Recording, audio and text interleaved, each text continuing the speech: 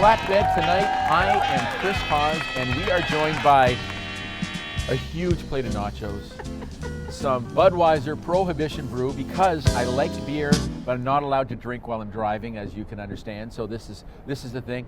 And by the way, if you're going to drink, for Christ's sake, drink Budweiser.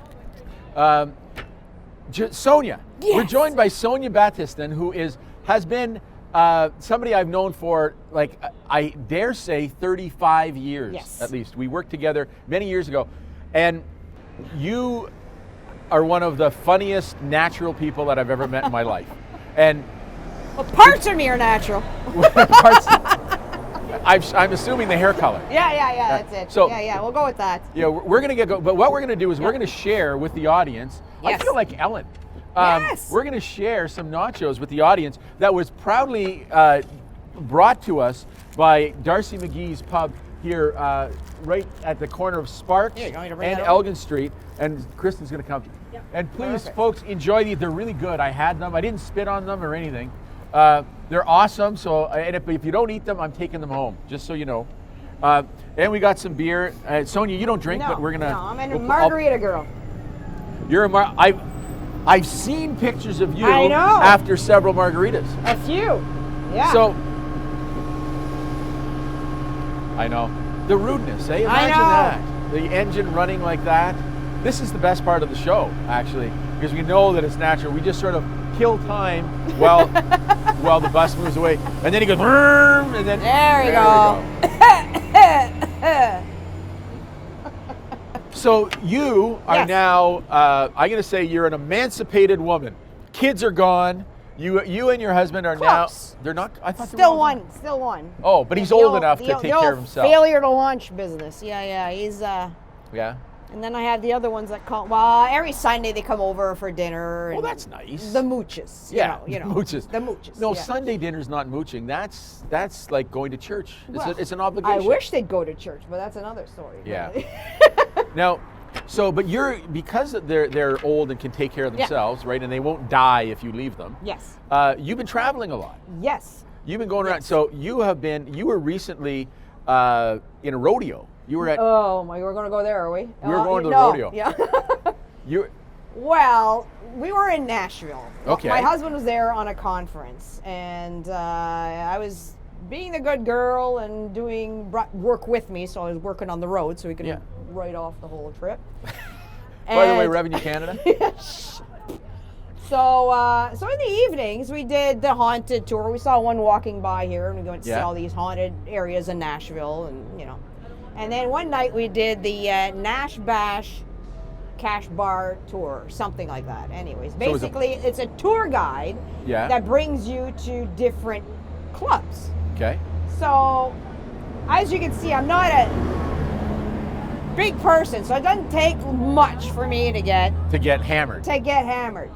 So we started off in this little blues club off of Printer's Alley in Nashville. Okay. So the whole group met there. There was a bachelorette group. There were 6 girls, and there was a lady with her 2 nieces, and this couple from Texas, about our age, late 50s, early 60s.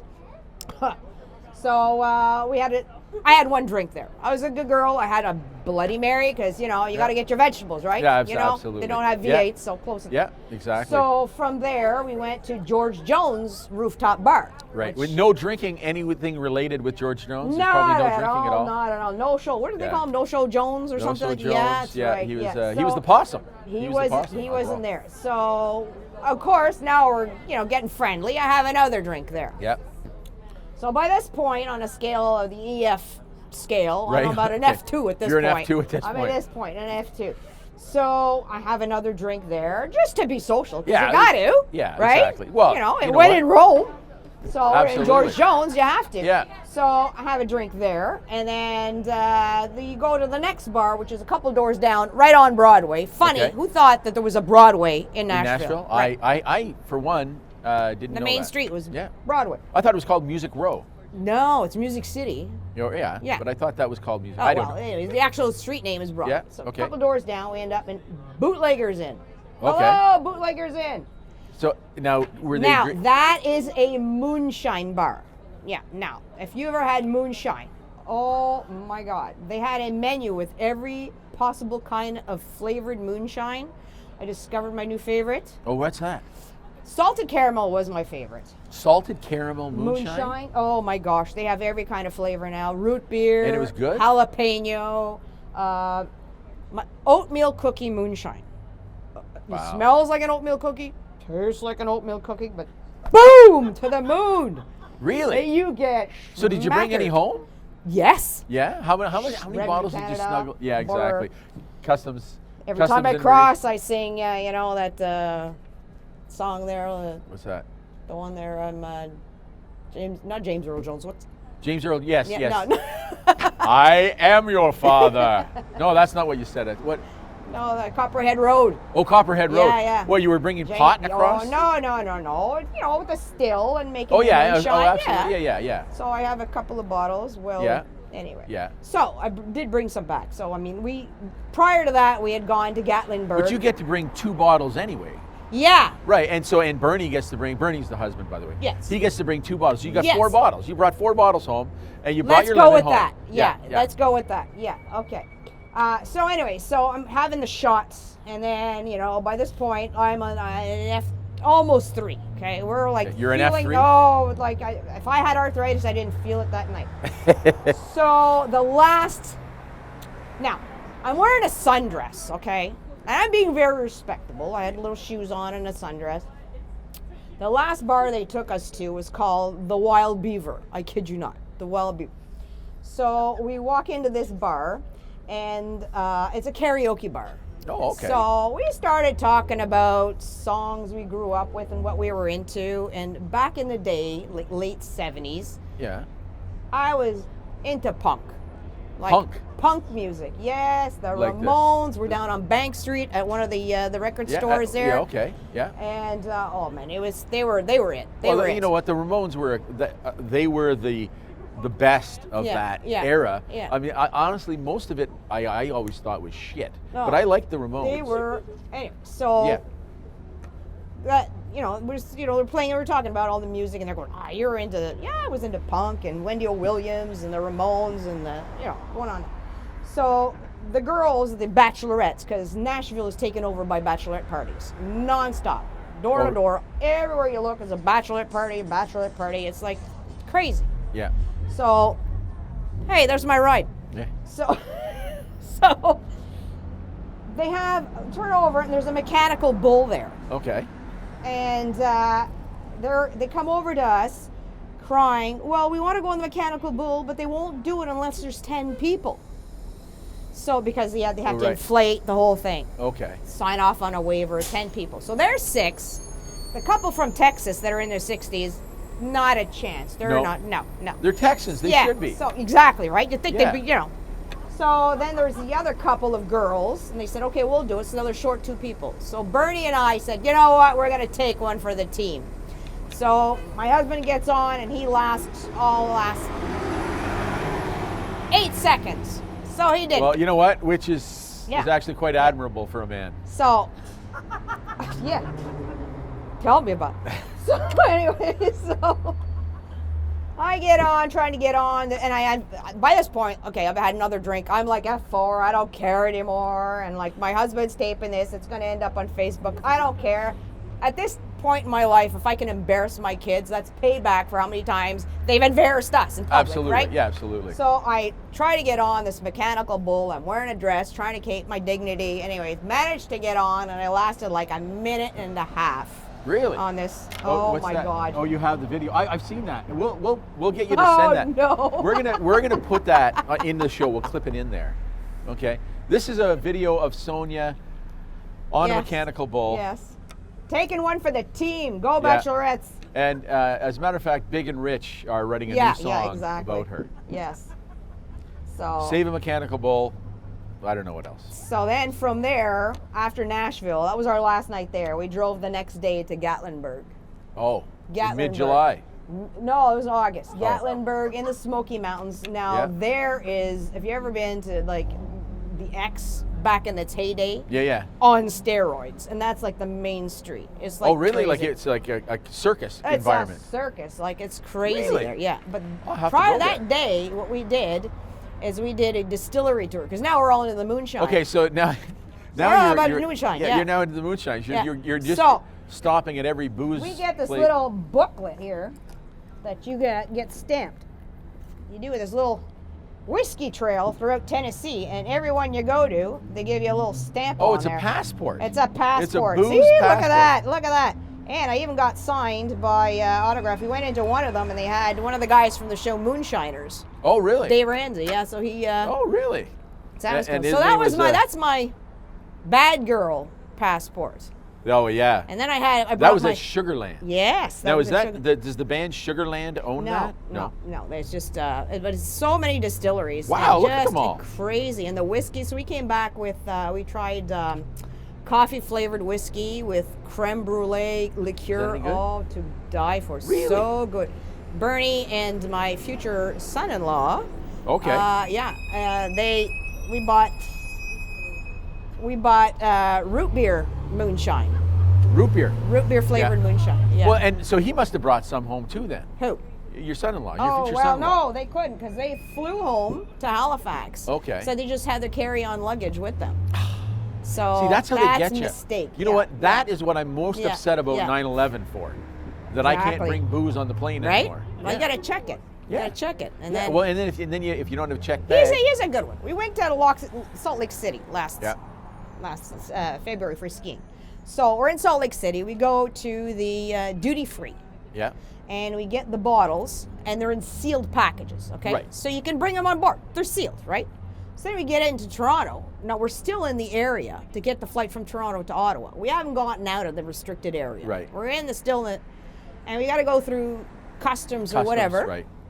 And they go and they tear the bag open, and they have to put it through some kind of a Star Trek machine to make sure that it's actual alcohol They that call you it a have in scanner. it. Well, yeah. Yeah.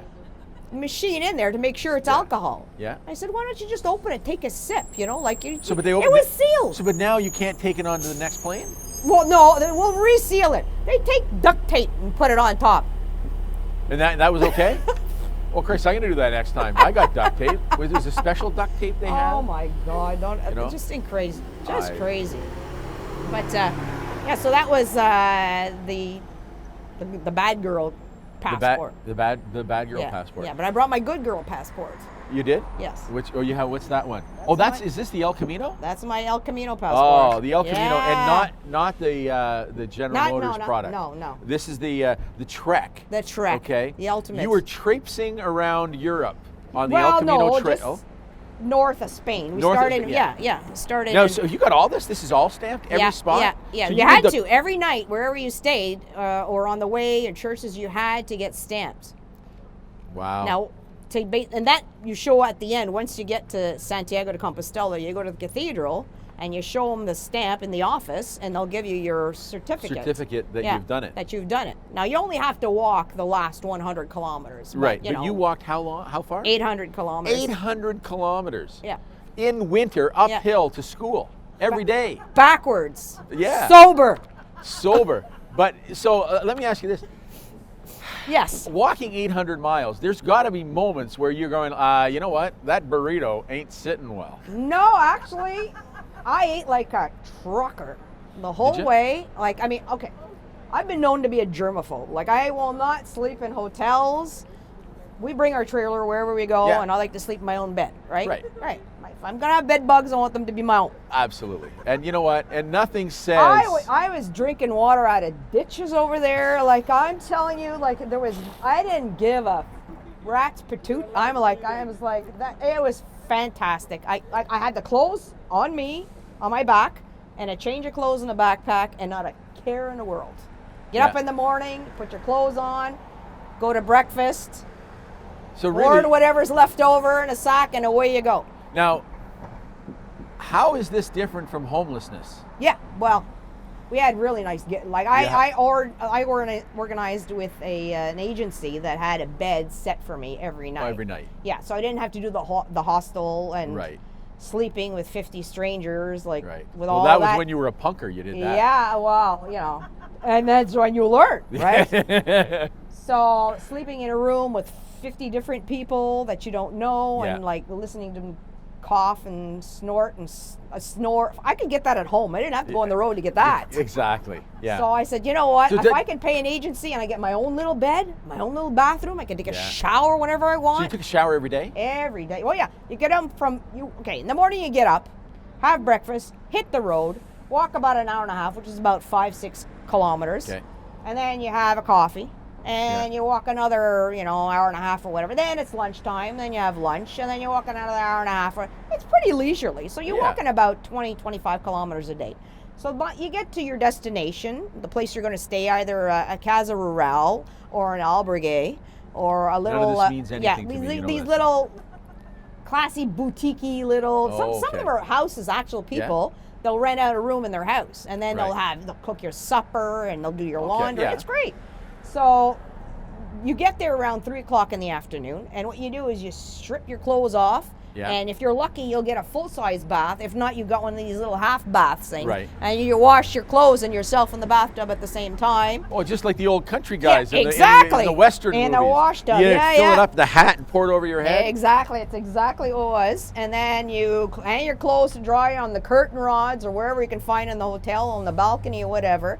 And if you're lucky, your clothes is dry. If you're not lucky and your clothes is still damp, now you still got to change your clothes. Basically, you've got a backpack and you bring in safety pins and you clip all your clothes on safety pins, and you are a walking, talking clothesline. You're a clothesline. You're a clothesline. Yeah. And by the way, those are outlawed in the suburbs. Well, you're not even allowed to do that in the suburbs, yet you're walking through other people's neighborhoods. Towns, going to church. I got my underwears hanging off the back.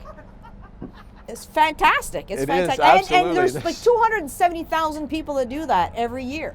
So it's like a caravan of people, and you can identify them by, see that pair of underwear over there? I think it's Peter over there. Yeah, that's Peter. So, but you meet the most amazing people. Like, you meet family. So you get to know people by their underwear? Well, yeah, basically. Yeah. Well, that in itself is like, hey, you know what? Those skid marks look familiar.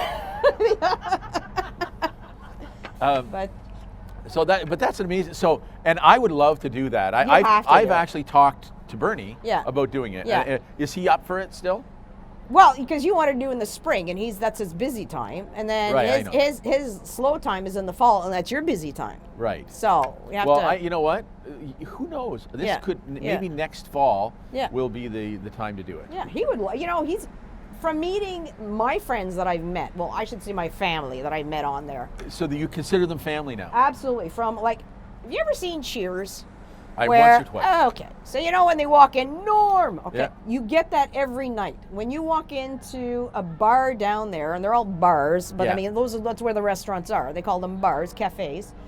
And you got people that you met 2 days before that you haven't seen, or 3 weeks before that you haven't seen, and you walk in there and everybody shouts your name, and it's just like going to battle, going to war, and fighting all day, and you're just like dead to the world, and you walk in there and it's just a party feeling every night. Now, it's an 800-kilometer pub crawl is what it is. That sounds amazing. Now, but I have a question, because it has a religious significance to it. Yes. Okay, so is everybody, and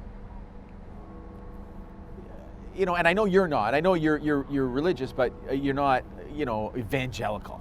No. Is anybody over the top? Like, does it get a little much at times? No, to tell you the truth, I haven't.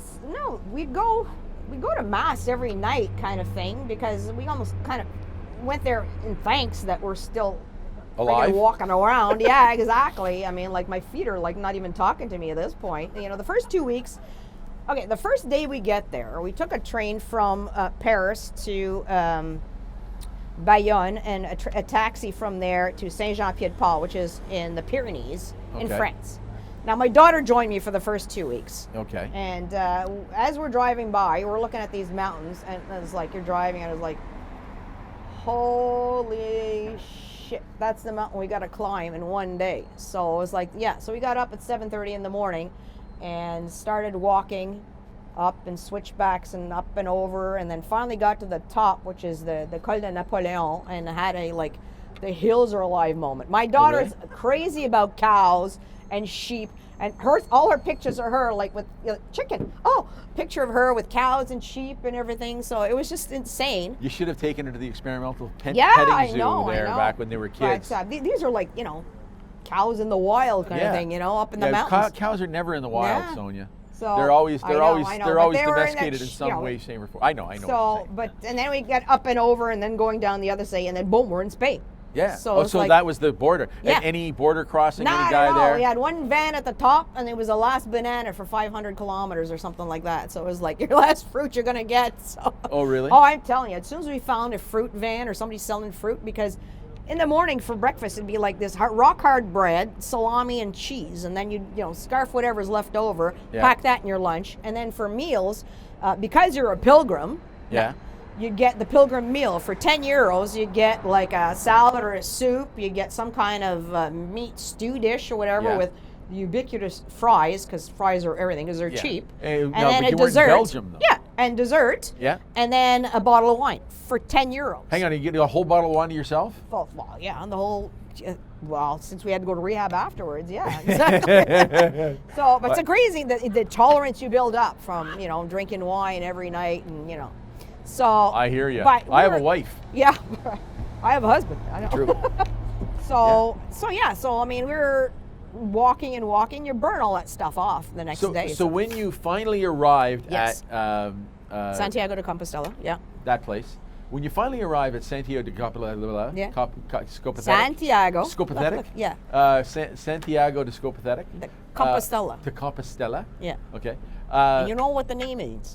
Santiago is St. James. Yeah, okay. Okay. Compostela, Campo means field. Field, yeah. Stella means stars in Spanish. Okay. The field of stars, because you're directly underneath the Milky Way. Oh, is that right? Now, over all there. The time? Yeah, at night. There's it's like no light pollution at all. Okay. So the stars, like you see it's unbelievable. So you're saying the stars at night are big and bright? Yes. Deep in the heart of Santiago. That's right, of Spain, of España. Of España? Yeah. España? Okay, now, but when you arrive there, okay? And is there, is it like a party, like a celebration, like a finish line where you just sort of, You wish. No, you get in line with the 300 other people that finished that day, and then you go into an office and, you're all proud. You show your little, look, I walked 800 kilometers. You go, that's nice. There you go. You're just stamping away you go. And you get, Grateful bastards. And everybody's crying because you've made it, and right, and then all these family that you've been together for 3, 4, 5, in my case 6 weeks, because the same people, they go back home to New Zealand, they go back home to Arizona, they go back home to Australia. So it's but you have then since traveled to visit all these people. You're going around the world. Yes. You are like an envoy. You're an envoy from Canada to all these different places. And I think that's absolutely fabulous. That's a great story. And you know what? We don't have any more time. All right. But I want to thank you for being here. We'll do this again, and I'll see you shortly. Okay. This has been Chris Haas with Sonia Battistin. Thank you very much for watching.